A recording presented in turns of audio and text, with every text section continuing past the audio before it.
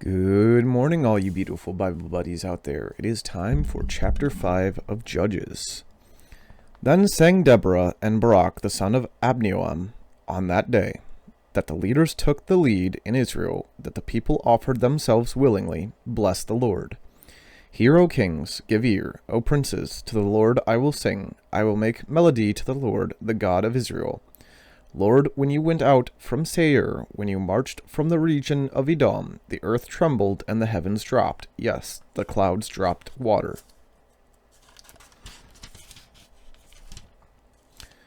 The mountains quaked before the Lord, even Sinai before the Lord, the God of Israel. In the days of Shamgar, son of Anath, in the days of Jael, the highways were abandoned, and the travelers kept to the byways. The villagers ceased in Israel. They ceased to be until I arose. I, Deborah, arose as a mother in Israel. When new gods were chosen, the war was in the gates. Was shield or spear to be seen among 40,000 in Israel? My heart goes out to the commanders of Israel, who offered themselves willingly among the people. Bless the Lord. Tell of it, you who ride on white donkeys, you who sit on rich carpets, and you who walk by the way. To the sound of musicians at the watering places, there they repeat the righteous triumphs of the Lord, the righteous triumphs of his villagers in Israel. Then down to the gates marched the people of the Lord. Awake, awake, Deborah, awake, awake, break out in a song. Arise, Barak, lead away your captives, O son of Abinoam. Then down marched the remnant of the noble, the people of the Lord marched down for me against the mighty. From Ephraim, their route, they marched down into the valley, following you, Benjamin, with your kinsmen.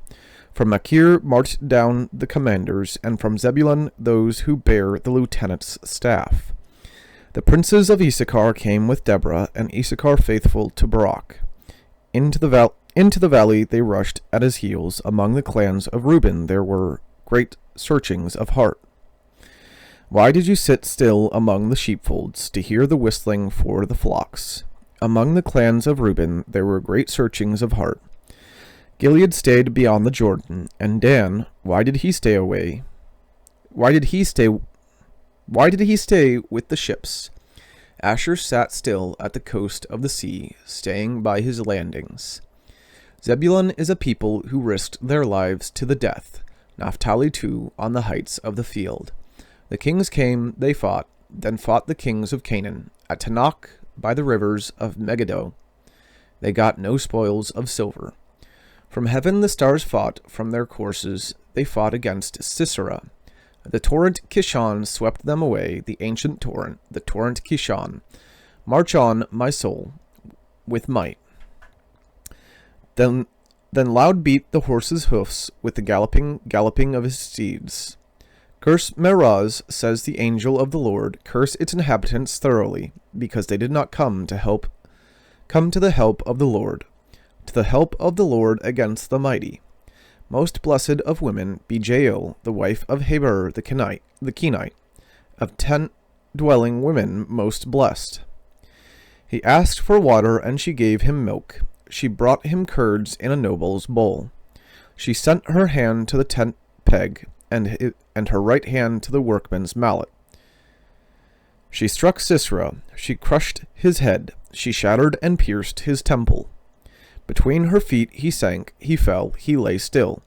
Between her feet he sank, he fell. Where he sank, there he fell, dead. Out of the window she peered, the mother of Sisera wailed through the lattice. Why is his chariot so long in coming? Why tarry the hoofbeats of his chariots? Her wisest princesses answer. Indeed, she answers herself. Have they not found and divided the spoil, a womb or two for every man? Spoil of dyed materials for Sisera, spoiled of dyed materials embroidered. 2 pieces of dyed work embroidered for the neck as spoil. So may all your enemies perish, O Lord, but your friends be like the sun as he rises in his might. And the land had rest for 40 years. Which brings us to chapter 6. The people of Israel did what was evil in the sight of the Lord, and the Lord gave them into the hand of Midian 7 years. And the hand of Midian overpowered Israel, and because of Midian, the people of Israel made for themselves the dens that are in the mountains, and the caves, and the strongholds. For whenever the Israelites planted crops, the Midianites and the Amalekites and the people of the east would come up against them. They would encamp against them and devour the produce of the land, as far as Gaza, and leave no sustenance in Israel, and no sheep or ox or donkey. For they would come up with their livestock and their tents. They would come like locusts in number. Both they and their camels could not be counted, so that they laid waste the land as they came in. And Israel was bound very low because of Midian, and the people of Israel cried out for help to the Lord. When the people of Israel cried out to the Lord on account of the Midianites, the Lord sent a prophet to the people of Israel, and he said to them, Thus says the Lord, the God of Israel, I led you up from Egypt, and brought you out of the house of slavery. And I delivered you from the hand of the Egyptians, and from the hand of all who oppressed you, and drove them out before you, and gave you their land.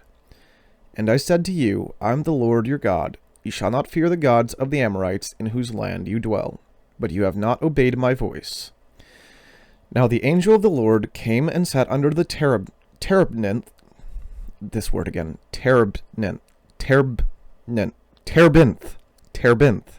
at Ophrah, which belonged to Joash the Abizrite, while his son Gideon was beating out wheat in the winepress to hide it from the Midianites. And the angel of the Lord appeared to him and said to him, The Lord is with you, O mighty man of valor. And Gideon said to him, Please, sir, if the Lord is with us, why then has all this happened to us? And where are all his wonderful deeds that our fathers recounted to us, saying, Did not the Lord bring us up from Egypt? But now the Lord has forsaken us and given us into the hand of Midian. And the Lord turned to him and said, Go in this might of yours, and save Israel from the hand of Midian. Do not I send you? And he said to him, Please, Lord, how can I save Israel? Behold, my clan is the weakest in Manasseh, and I am the least in my father's house. And the Lord said to him, But I will be with you, and you shall strike the Midianites as one man. And he said to him, If now I have found favor in your eyes, then show me a sign that it is you who speak with me. Please do not depart from here until I come to you and bring out my present and set it before you. And he said, I will stay till you return. So Gideon went into his house and prepared a young goat and unleavened cakes from an ephah of flour. The meat he put in a basket, and the broth he put in a pot, and brought them to him underneath the terebinth, and presented them. And the angel of God said to him, Take the meat and the unleavened cakes, and put them on this rock, and pour the broth over them. And he did so. Then the angel of the Lord reached out the tip of the staff that was in his hand, and touched the meat and the unleavened cakes. And fire sprang up from the rock, and consumed the meat and the unleavened cakes, and the angel of the Lord vanished from his sight. Then Gideon perceived that he was the angel of the Lord, and Gideon said, Alas, O Lord God, for now I have seen the angel of the Lord face to face. But the Lord said to him, Peace be to you. Do not fear, you shall not die. Then Gideon built an altar there to the Lord, and called it, The Lord is Peace. To this day it still stands at Ophrah, which belongs to the Abizites. That night the Lord said to him, Take your father's bull, and the second bull 7 years old, and pull down the altar of Baal that your father has, and cut down the Asherah that is beside it, and build an altar to the Lord your God on the top of the stronghold here, with stones laid in due order. Then take the second bull, and offer it as a burnt offering with the wood of the Asherah that you shall cut down. So Gideon took 10 men of his servants, and did as the Lord had told him. But because he was too afraid of his family and the men of the town to do it by day, he did it by night. When the men of the town rose early in the morning, behold, the altar of Baal was broken down, and the Asherah beside it was cut down, and the second bull was offered on the altar that had been built. And they said to one another, Who has done this thing? And after they had searched and inquired, they said, Gideon the son of Joash has done this thing. Then the men of the town said to Joash, Bring out your son, that he may die, for he has broken down the altar of Baal, and cut down the Asherah beside it. And Joash said to all who stood against him, Will you contend for Baal, or will you save him? Whoever contends for him shall be put to death by morning. If he is a god, let him contend for himself, because his altar has been broken down. Therefore on that day Gideon was called Jerubbaal. That is to say, let Baal contend against him. I've been saying Baal wrong for a while now. Whoops, didn't realize that. I say Baal because I used to play Diablo 2, and that's where I first heard it as Baal. But I've been saying it as Baal, which is weird because I generally don't say it as Baal. Anyways, therefore on that day Gideon was called Jerubbaal. That is to say, let Baal contend against him, because he broke down his altar. Now all the Midianites and all the why am I messing with this? Amalekites and the people of the east came together, and they crossed the Jordan and encamped in the valley of Jezreel. But the Spirit of the Lord clothed Gideon, and he sounded the trumpet, and the Abizrites, why am I messing with these so much, were called out to follow him. And he sent messengers throughout all Manasseh, and they too were called out to follow him. And he sent messengers to Asher, Zebulun, and Naphtali. And they went up to meet them. Then Gideon said to God, If you will save Israel by my hand, as you have said, behold, I am laying a fleece of wool on the threshing floor. If there is dew on the fleece alone, and it is dry on all the ground, then I shall know that you will save Israel by my hand, as you have said. And it was so. When he rose early next morning and squeezed the fleece, he wrung enough dew from the fleece to fill a bowl with water. Then Gideon said to God, Let not your anger burn against me. Let me speak just once more. Please let me test just once more with the fleece. Please let it be dry on the fleece only, and on all the ground let there be dew. And God did so that night, and it was dry on the fleece only, and on all the ground there was dew.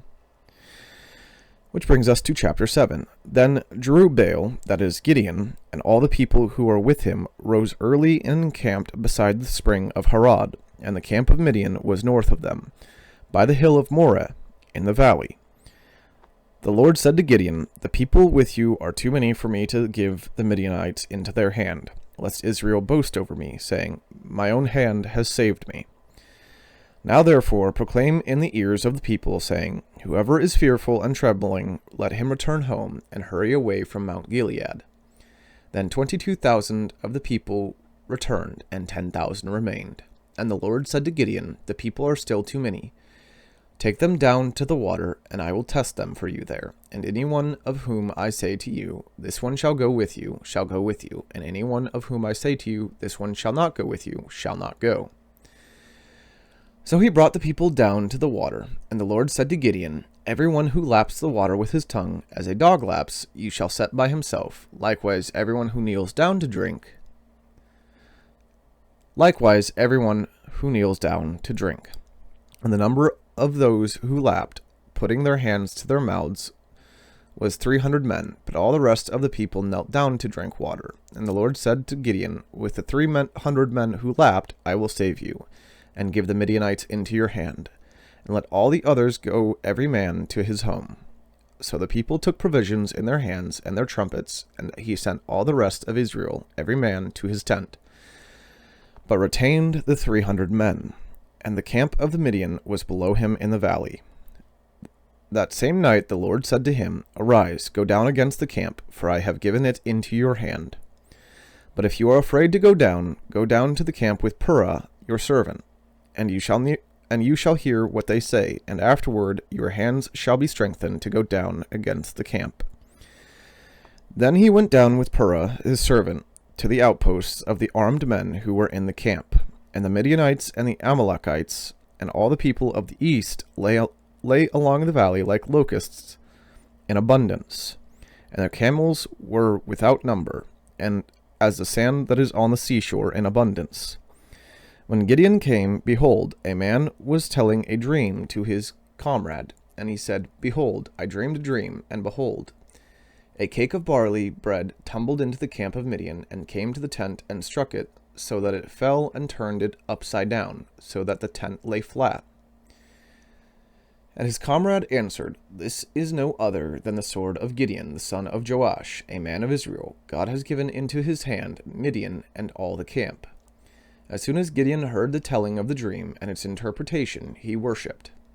And he returned to the camp of Israel, and said, Arise, for the Lord has given the hosts of Midian into your hand.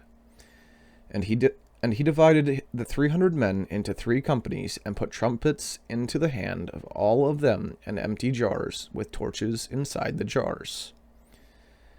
And he said to them, Look at me, and do likewise. When I come to the outskirts of the camp, do as I do. When I blow the trumpet, I and all who are with me, then blow the trumpet also on every side of all the camp, and shout for the Lord and for Gideon. So Gideon and the 100 men who were with him came to the outskirts of the camp, and at the beginning of the middle watch, when they had just set the watch, and they blew the trumpets and smashed the jars that were in their hands. Then the 3 companies blew the trumpets and broke the jars. They held in their left hands torches, and in their right hands the trumpets to blow.